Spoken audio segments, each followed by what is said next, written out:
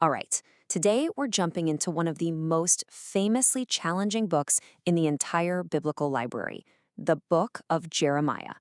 I mean, it can feel long, confusing, and honestly, a little chaotic. But what if I told you there's a hidden key to its structure? So, if you've ever opened up Jeremiah and felt completely lost, trust me, you're not alone. You're actually in great company. The scholar R.P. Carroll once said that if you're not confused by it, you probably haven't really understood it. The book's apparent chaos is one of its defining features, and that's the very problem we're going to solve today. Here's the game plan. We're going to move from chaos to clarity in 5 steps. First, we'll look at why it's so confusing. Then, we'll discover a secret key hidden in the very first chapter. After that, we'll unlock a simple 3-act structure, find an incredible message of hope, and finally, see why all of this really matters. So let's start with the problem. Why is this book so notoriously difficult to get through?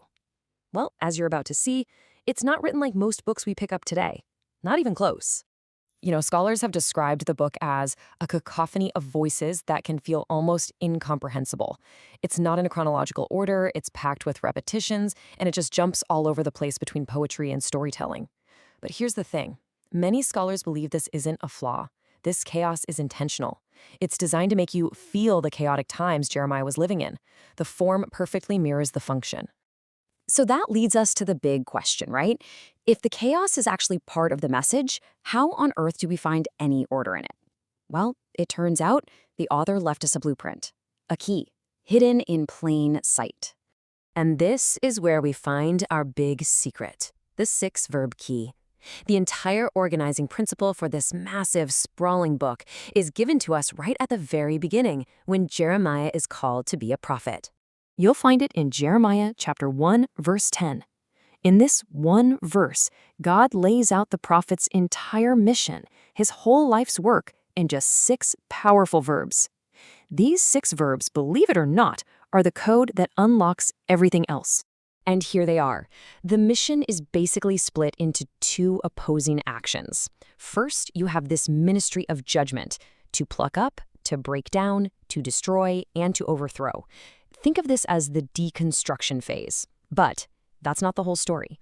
The second half is a mission of restoration, to build and to plant. So Jeremiah's message is really a journey from tearing things down to building them back up. Okay, so we have the key. How does it actually unlock the book? Well, these 2 sets of verbs don't just describe Jeremiah's message, they give us the blueprint for the entire book's 3-act structure. It's pretty amazing, really.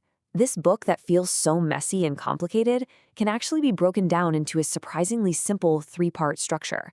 So let's just forget the mixed-up timeline for a second and think of it more like a 3-act play. Here's the basic map.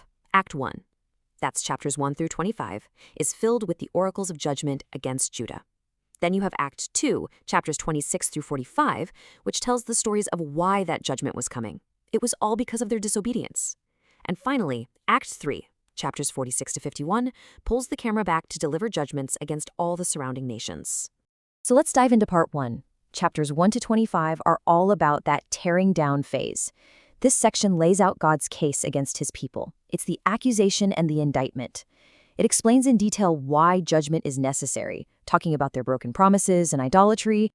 Then, part 2 shifts from poetry to narrative. This is the evidence. This section basically provides proof for why the indictment in part 1 was justified. In fact, a phrase you see over and over again here is, "They did not obey." The stories show Judah's leaders actively rejecting God's word, time and time again. And there's one story that just perfectly captures this attitude of rejection. It's the story of King Jehoiakim. Jeremiah is in hiding, so he has his scribe Baruch write down all of his prophecies on a scroll so it can be read to the king. And this story just perfectly illustrates the nation's attitude.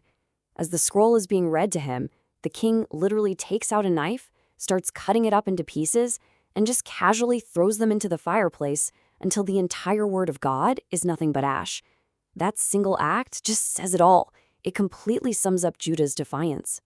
But listen, if the story was only about judgment and rejection, it would be a pretty bleak book. And this is where the structure reveals something absolutely incredible. Judgment is not the final word. Think about this. Right in the middle of all the disobedience, at the structural heart of the entire book, we find chapters 30 through 33. Scholars call this the Book of Consolation, and its placement is no accident. It's the anchor, the beating heart, holding the entire chaotic structure together. This is where the whole mission pivots to building and planting. This section is just filled with these incredible promises of future restoration. It talks about a new covenant, where God's law won't be on stone tablets anymore, but written directly on people's hearts, so they can finally obey. It's a promise that God will restore their fortunes and bring them home. And placing this incredible message of hope right in the middle of all these stories about betrayal and destruction, well, it makes it shine even brighter. It's like lighting a candle in a pitch-black room, right? The darkness just makes that light so much more powerful. So why does all of this structure stuff matter? Why bother figuring it out? Because when you finally see the order amid the chaos, you see the book's deep and timeless message, a cycle of consequence, judgment, and ultimately restoration. So let's just recap the flow. First, judgment is warned. Second, that warning is flat out rejected. But third, at the very center of it all, hope is promised. And finally, those prophecies against the other nations show us that God's justice is universal. He holds all nations accountable, not just his own people. So what we end up with isn't a random collection of prophecies at all. It's a very deliberate theological story. God holds his own people accountable first, and then he judges their enemies. And the whole point of all this upheaval is to clear the ground to make way for an ultimate divine restoration. So in the end, the whole book is a journey. It brings us full circle, right back to those 6 verbs from chapter 1. It's a movement from the painful, necessary act of tearing down, all the way to the hopeful act of building up and planting something new. That, right there, is the code of Jeremiah. And that really leaves us with a final thought.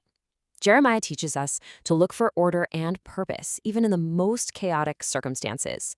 And it kind of begs the question, doesn't it? Where in the midst of our own world's chaos, right now, might we find a central, grounding message of hope just waiting to be discovered?